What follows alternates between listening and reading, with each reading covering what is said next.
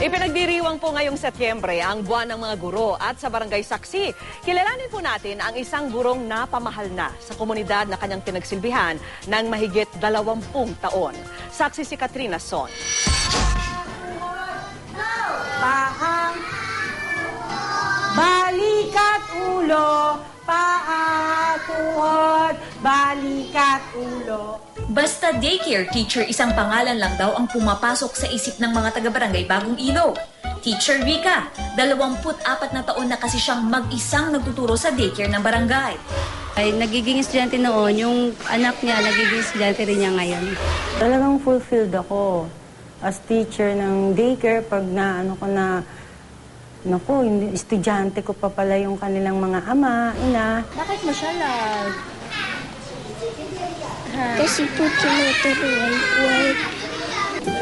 Dahil libre ang edukasyon sa daycare, lalong napamahal si Teacher Rica sa komunidad. Malaki advantage kasi sa pagdating sa financial, siyempre nakakatipid, di ba?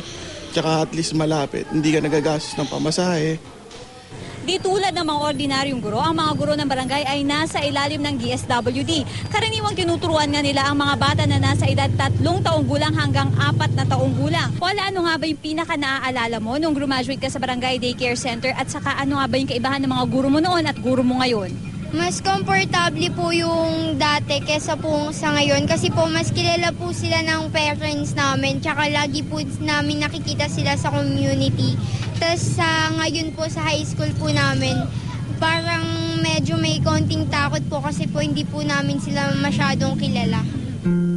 Buwan ngayon ng mga guro, pero panahon man ng pagdiriwang o hindi para sa sakripisyo nilang magbahagi ng kaalaman at karanasan sa mga murang isip. Tuloy lang sila sa paggabay, tuloy lang sila sa pagmulat.